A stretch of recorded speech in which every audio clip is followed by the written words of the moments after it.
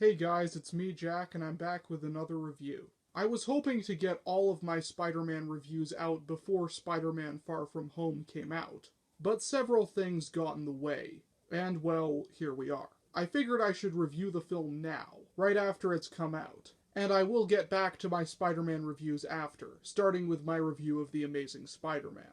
Spider-Man Far From Home follows Peter Parker, played by Tom Holland, who goes on a trip with his class to Europe. He's hoping to get away from all the hero work, only to realize that a bunch of strange monsters that are supposedly from another dimension are wreaking havoc all across Europe, and it's up to him, along with a new character named Mysterio, to save the day. So what do I think of this new Spider-Man movie?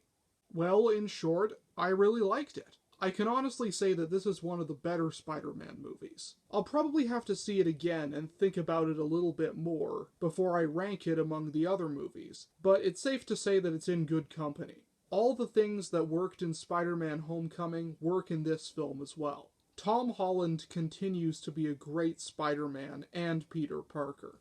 He's good with the socially awkward scenes and the badass scenes as well. In this movie, we explore his relationship with the character of MJ. She was a minor side character in the first movie, but here she's the main love interest, and she is great.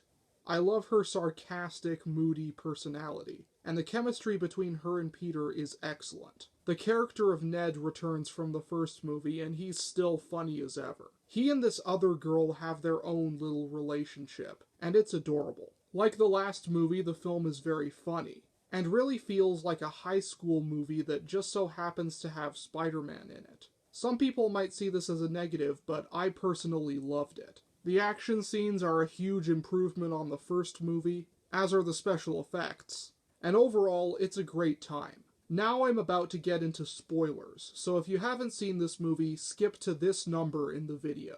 I'll give you 5 seconds to do that. 5, 4, 3, 2, 1.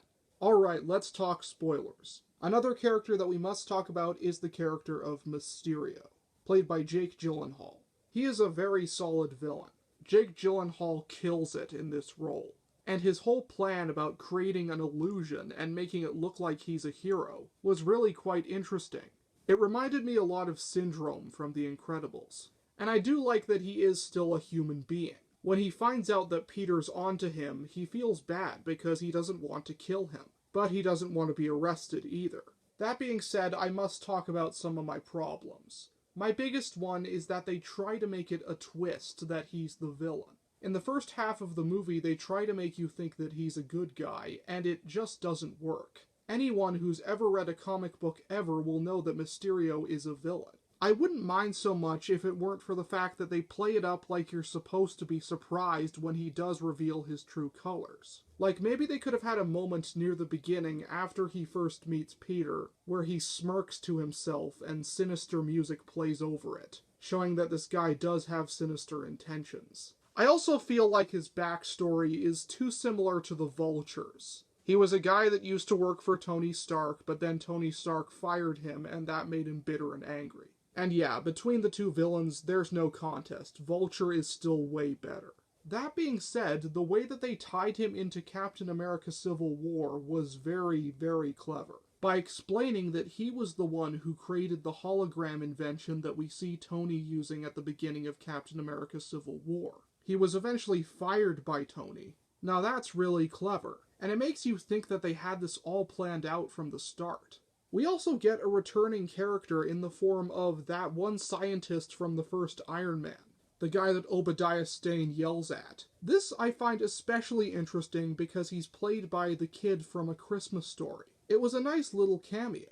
And it's just nice to see a return from an actor who was in the very, very, very first MCU movie. I also must say that the scenes where Mysterio is using his fake reality device on Spider-Man are amazing.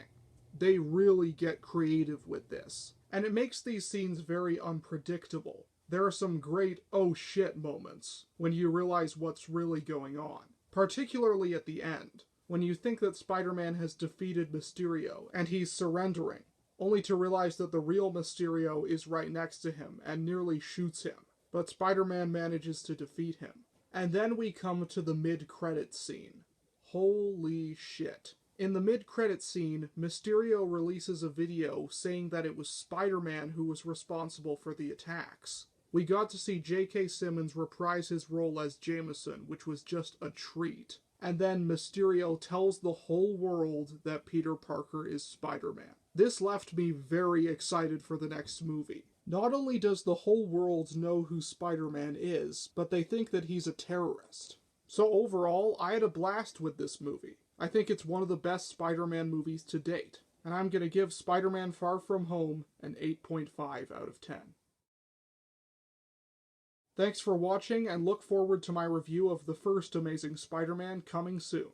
Till then, I'm Jack, and I will see you next time.